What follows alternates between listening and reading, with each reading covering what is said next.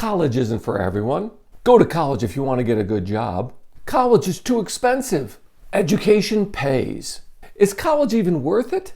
The debate about the cost and value of higher education today is important.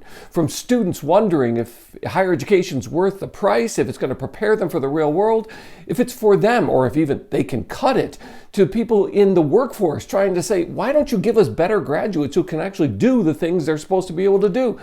To people who are educators, who work in higher education, who are constantly trying to justify the value of what they offer to today's workforce and world. Forrest Gump. Now, can you believe it? After only 5 years of playing football, I got a college degree. Congratulations, son. So let's look at the numbers from the Bureau of Labor Statistics and the Census Bureau to see whether or not you should go to college. Hi, I'm James Callahan, and this is The Do-Over Show, and I've spent my career with one foot in the workforce world and the other foot in higher education, teaching and consulting to higher education institutions about the quality of education that we're actually offering in higher education today. And it's become more and more obvious as the years go on that people think higher education is failing us. The number one complaint from students is that they don't know how in the real world they're ever going to use the things that they're forced to learn to get a degree in higher education. And the number one complaint from the workforce today is, why don't you actually prepare people to do the work we want to hire them to do? In a recent survey of higher education grads, it reports that 55% of undergrads and 38% of graduate students don't believe they're actually learning things, the practical skills that they'll need to succeed in today's world. And more than 50% of graduates say that they were unprepared to do the work their major was supposed to prepare them to do. That is, when they actually get hired to do the work that they took their major in and they go to work and they don't know how to do those things, they find themselves having to run to YouTube to figure out how they can do the things that they were hired to do. But even though college grads and people actually doing the hiring today complain that college is failing them and not preparing people to do that real world work, over 70% of those who work in higher education as professors and administrators believe that higher education is doing a fantastic job to prepare people for the practical skills they need to succeed in today's world. There is a real disconnect that's happening. And just so we get some perspective on this, over 37% of those who graduate in STEM fields believe that they are completely unprepared to actually do the work, and over 60% say they lack the practical skills that they're hired to perform every single day in their job. So what are the numbers today? Let's actually get beyond all the hyperbole and all the arguments, and let's look at the numbers today and see what we can learn about college. Should you go? What should you expect? And what the outcomes you will hope to accomplish, what they might be. Now, we know that the Bureau of Labor Statistics is all in for everyone, everywhere, by any means, go to college, when they title their annual research, Education Pays. And the history of the Bureau of Labor Statistics arguments is that, well, it always pays. There's always more money in a life if you get a college degree. No matter what you major in, you'll always make more money than someone who has just some college. You'll make some more money than someone who has an associate's degree, and you'll make more money than someone who has a high school diploma. Yes, education pays according to the Bureau of Labor Statistics, and there is no foreseeable change in that trend today. Now, there are 5 career paths that tend to pay more over the lifetime than any other career paths, and that is assuming that you can get hired, even if you don't have a college degree, that you can get hired in one of these 5. You'll tend to make more money over your working career than just about anybody else. The 5 categories that pay more are medicine, law, sales, IT, and just about anything or everything that has the title engineering in it. And before you say, ooh, sales, that doesn't require an education, the highest paying career in sales usually involves leveraging something like IT or engineering in order to make a living as a salesperson in that field. They don't hire you just because you can talk to people.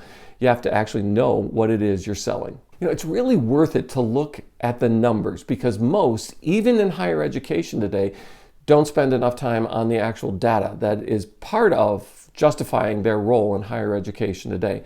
And when you take an actual look at it and get beyond the arguments and get beyond the idealism of higher education, and you get into the everyday work world, and you ask, what skills do I need to succeed, to make money, to survive? What would justify me paying for college and taking that time rather than entering the workforce immediately?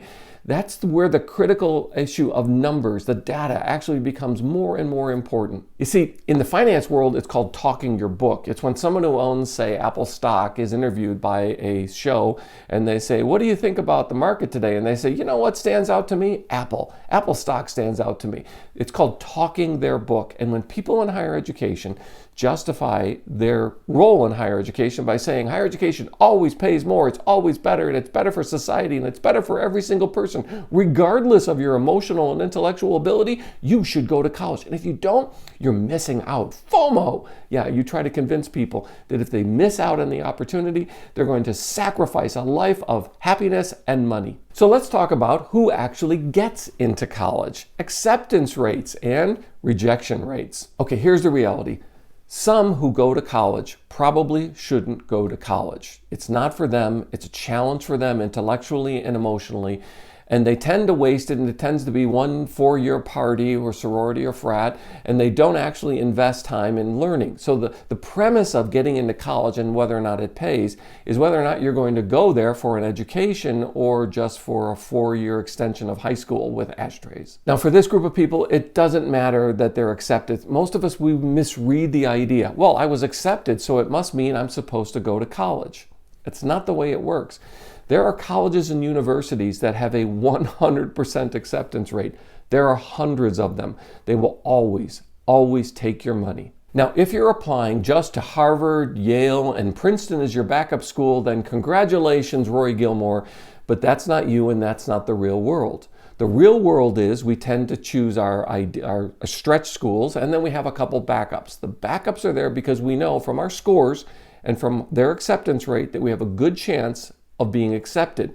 That's based on the premise that, hey, I'm going to go to college, I just got to figure out where and how high I can aim. Let's look at the schools that we typically look at and say, well, who rejects people for higher education? How many applications do they get? The lowest acceptance rate at some of the most famous institutions that have also maintained their top spots for networking, influence, and career earnings with, say, Fortune 500 companies include the California Institute of Technology, Harvard, Massachusetts Institute of Technology, aka MIT, as well as Princeton and Stanford. They all have an acceptance rate below 4% of their applicants. So you ask, well, who gets the most applicants? Maybe it's just that they get thousands. Well, the famous ones, that's obvious, but low acceptance rate doesn't always correlate to rejecting more applicants. The California Institute of Technology receives just about 13,000 applicants and accepts just over 3%, while Harvard receives 60,000 plus applicants annually and accepts just over 3%. But we should be careful of using acceptance rates to rate the value or the importance or the significance of a college. Harvard intentionally develops an application chain so that they can increase the number of applicants so that they can keep their rejection rate significantly high and their acceptance rate really, really low.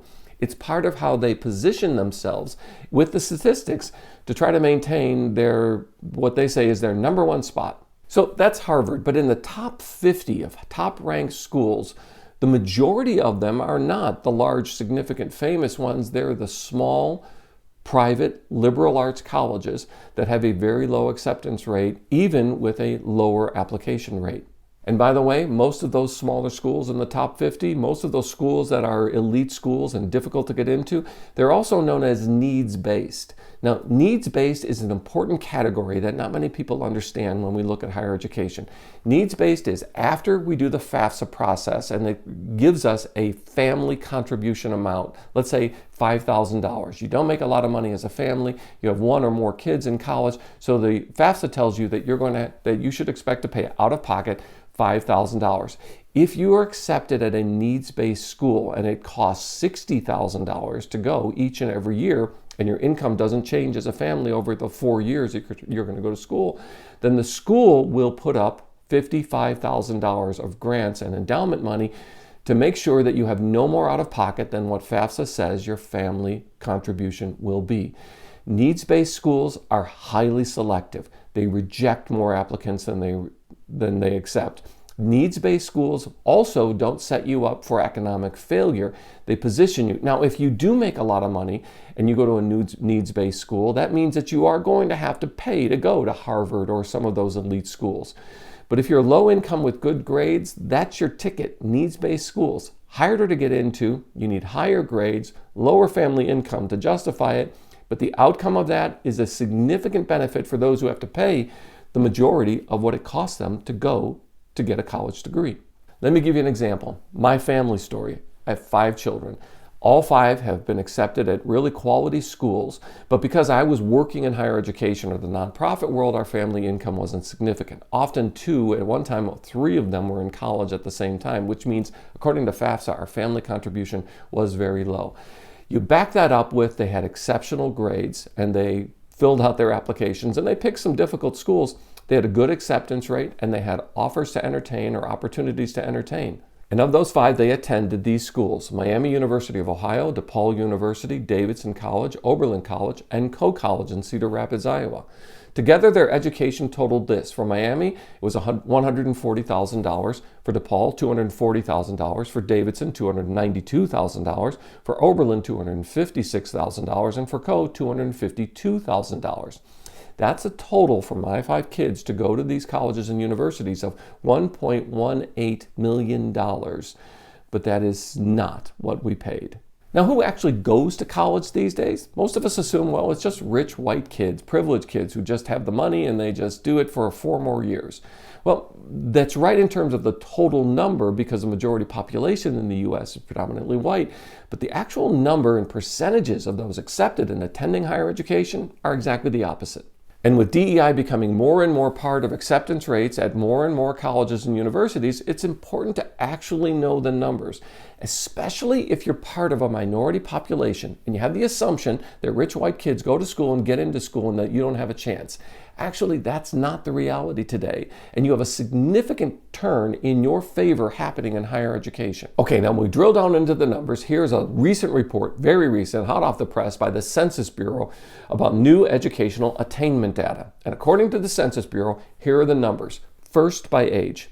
In 2022, the highest level of education of the population aged 25 and older in the U.S. ranged from less than a high school degree to advanced degrees beyond a master's degree. 9% had less than a high school diploma or equivalent, a GED. 28% had a high school as their highest level of school completed. 15% had completed some college but not a degree. 10% had an associate's degree. 23% had a bachelor's degree as their highest degree. And 14% had completed advanced education such as a master's degree, professional degree, or doctorate. That means that just 37% of U.S. population aged 25 and older had gone to college or gone to grad school. So a little more than 1 out of 3. So the majority of people are not going to college and going to grad school. In fact, less than 1/4 of the U.S. population has a bachelor's degree. Now let's look at it by sex.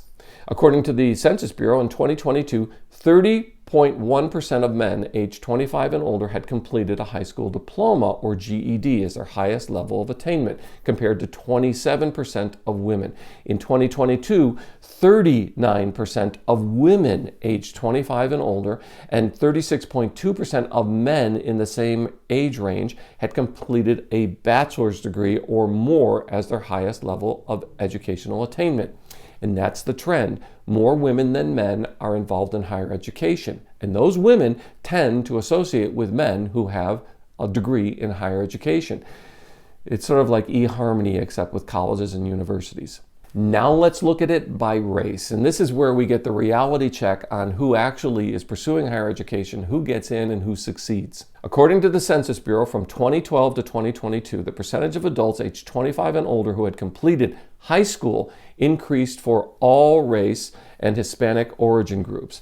During this period, high school completion increased from 92.5% to 95.2% for non-Hispanic white population, from 85 to 90.1% for the black population, from 88.9 to 92.3 for the Asian population, and from 65 to 75.2% for the Hispanic population.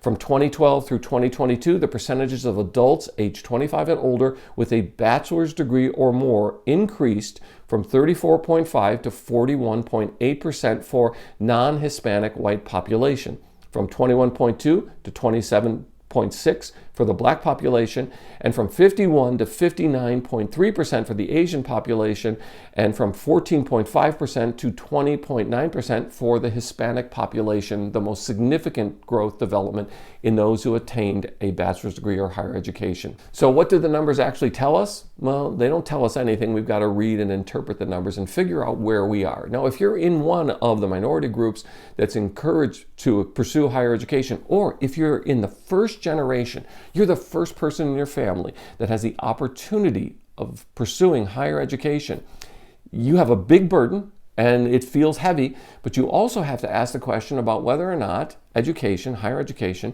is not just a trophy that you're looking at, an aspirational trophy, or whether it's something that you actually want to pursue. Remember, you can find a college or university that will accept you, that have 100% acceptance rates. Don't confuse that with the question of whether or not you really want to or should pursue it. Now, when you actually look at the numbers, when we drill down and we look at the numbers, here are the things to keep in mind. First, if you're considering college, then you need to get into college you can afford. And the higher your family's household income, the more you'll have to pay. So for you, college might be a privilege associated with income. But also, the lower your grades, the lower your acceptance rate at schools that actually reject applicants. Yeah, even though you have money, they might reject you because you just don't have the performance history to indicate that you will be successful. And one of the things colleges and universities don't want is for you to start, for them to cash your check, and then for you to say, no, college is not for me. The dropout rates for higher education are significant because the acceptance rates in higher education are significant.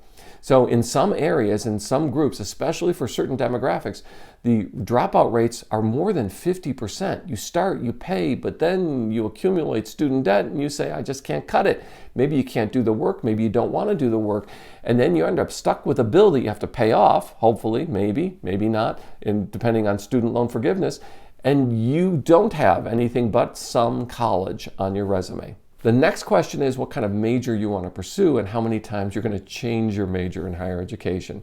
It's alarming, but in some colleges and universities, more than 50% of the student body changes their major. They enter with one idea and they either bomb, that is, they can't perform in that area, they go from a hard skill to a soft skill major, or they decide that they've just chosen a different career path, or maybe the career that they thought was going to be realistic for them just isn't because the career evaporates, or maybe they're excited by something. Often they take a class from a really cool prof and they say, ooh, that's what I want to do. And they change their major, which means their 4-year degree becomes a 5-year degree, or even a 6-year degree, which is becoming more common at certain schools.